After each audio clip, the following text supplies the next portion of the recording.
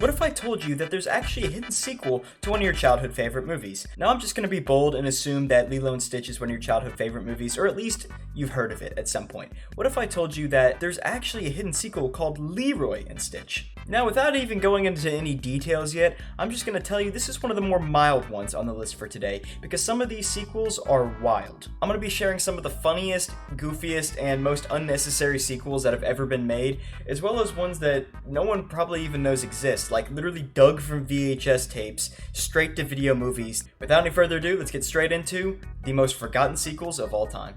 The Christmas Story is basically a cult classic. I bet you didn't know that there was a sequel called My Summer Story that came out in 1994, based off literally kind of the same premise where Ralphie narrates, but this time it's about a family vacation in the 1940s. There's a reason this didn't do as well, obviously. You can't just do a spin-off sequel to a cult classic, put some really bland topic on there and expect it to do well.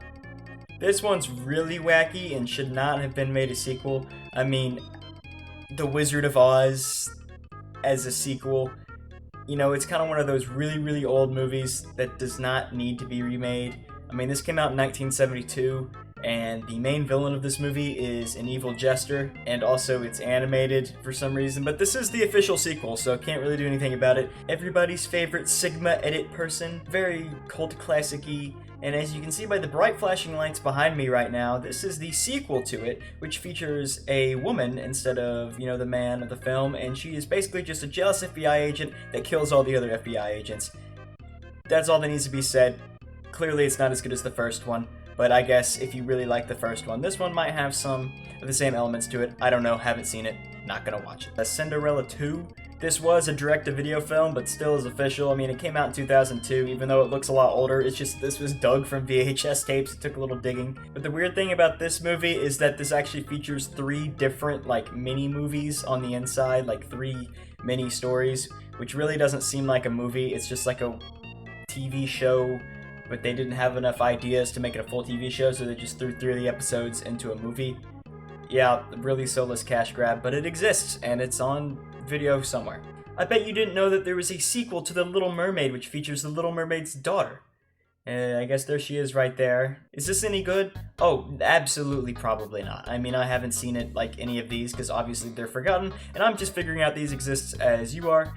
And yeah, no, this is just another poor attempt at Disney trying to milk their cash cows for as much as they possibly can, which is kind of ironic considering they just made a live action of The Little Mermaid. Home Alone is a series that is no stranger to being absolutely milked for sequels and cash grabs, but did you know there's actually a 4th movie? Everybody knows the first 3, but there's actually a 4th movie featuring the same villains from the first movie, and just with a different kid, because obviously you can't have a kid that's like 12 years old in any of these. They have to get a new one every time because then the kids get too old. This is probably my favorite sequel name, Leroy & Stitch, obviously in the Lilo & Stitch franchise. I'm getting a heads up from our writers, me, that Leroy's actually the villain in this movie who leads an evil army of aliens. So yeah, there's that, and this is actually the 3rd sequel. If you don't know what that means, I'm sorry, because that is the best way to describe what this is. Did Beauty and the Beast need a Christmas special, which is considered the sequel because it is Beauty and the Beast 2, An Enchanted Christmas. And this is like, takes place during the movie, not like when the curse is broken or anything, like finished. It's literally like smack in the dead of the movie, but they take a quick Christmas break in the middle of it to enhance the Christmas spirit in the castle.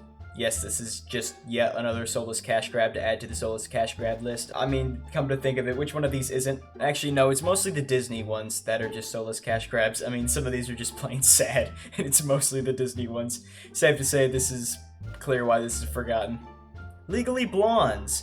Everybody's favorite movie, Legally Blonde, actually has a forgotten sequel, maybe? I don't think it's the sequel, because I think there is an actual sequel. This is just somewhere down the line, a spin-off, an official spin-off.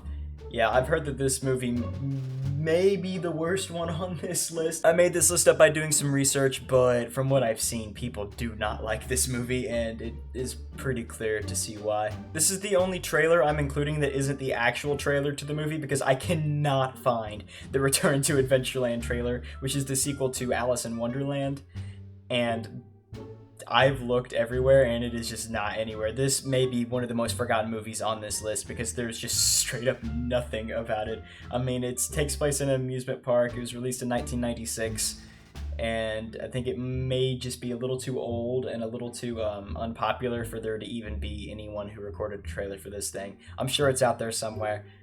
It just took too long for me to not find it, so if you want to find it, I guess you can do some looking on your own if you got some old VHS tapes. It's probably not worth it.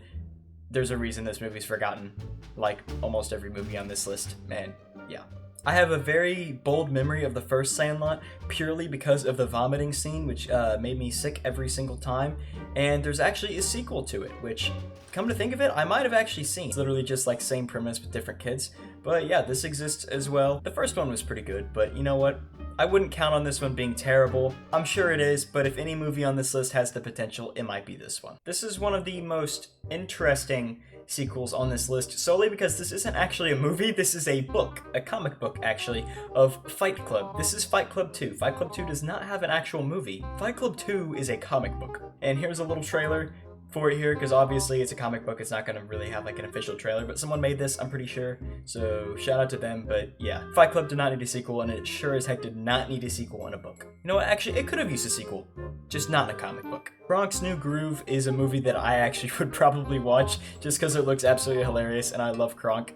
Yeah, it's obviously a sequel to The Emperor's New Groove, but it's just all about Kronk. This one could be good. I'm not gonna lie. Is it forgotten? Yes, but it has potential. I mean, it's Kronk. What's to hate about Kronk? Zoolander is an absolute classic, but it is a shame that they had to butcher and make a sequel. This movie, I mean, you could have done a sequel. It's one of those movies where, yes, a sequel could have happened, but when they did it like they did it here, it was so bad that it literally just got forgotten by quite literally everybody. And Zoolander 1 is a very popular movie. But no one calls it Zoolander 1, or like the original Zoolander, because no one knows that there's an actual sequel. Caddyshack 2 is an attempt at a sequel, but does what bad sequels do the best, and removes most of its actors. Now, thank goodness it does keep Bill Murray and Chevy Chase in there, but it removes most of the other actors in it, which is just how you absolutely demolish a sequel, is remove all of your, main actors from the first movie. In my opinion, that's literally the best way to completely end your chances of having a good sequel, and that's what Caddyshack 2 did. I never even watched The Hunchback of Notre Dame, which might offend some people, but apparently there's a sequel that came out in 2002. It was a direct-to-video, so this is probably lesser known. I'm not a Hunchback of Notre Dame enthusiast, so I don't really know if this is known or not, but it was direct-to-video, so I'm gonna assume this is probably forgotten, considering I didn't even know that the first one was a movie in the first place. Bambi 2 is obviously, a sequel, as the name implies, but it's actually a midquel, kind of like, Beauty and the Beast's sequel, which is really weird, and I've only really seen Disney do it with, Lion King 1.5 is a great example, but don't be dissing on Lion King 1.5. I like that movie. I'm not even going to put that on this list, because I watched that movie quite a bit. I mean, technically it probably is forgotten, but I felt injustice putting that on this list, considering I loved that movie as a kid. But Bambi 2 is a midquel, obviously pretty forgotten. Bambi in general, I forget it exists until someone mentions it, but yes, I did watch this movie quite a few times as a kid. The Karate Kid is a cult classic that you do not mess with, and I hate every time that they make a sequel to this because the original is just so good, and then they try to bring in some other kid. I mean, I appreciate that they kept Mr. Miyagi in this one, but this isn't even like the Jaden Smith redo. This is like another old one, the next Karate Kid. I don't think anyone remembers this movie. I know people know that there are sequels to The Karate Kid, but this is like the forgotten one.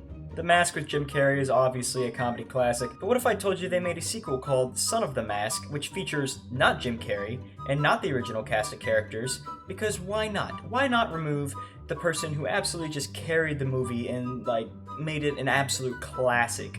That was one of Jim Carrey's best performances, so why not just remove Jim Carrey and put in new people? Brilliant. Amazing. This movie did terribly. This movie was terrible.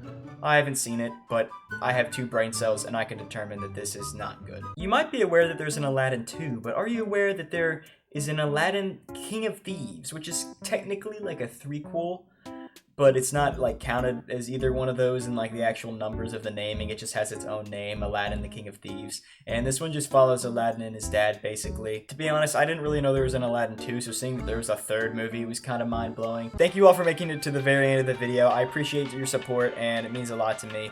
And if you've made it this far, hopefully you did enjoy, and you could subscribe. Also, leave a like. A lot of people forget to do that. Helps me out a lot. I really appreciate it, and it is absolutely free. With that being said, that's all I got for today. I'll put some videos up on screen just like this one if you want to watch that. Hopefully you'll enjoy those, and I'll see you in the next video. Peace. Look at this dude.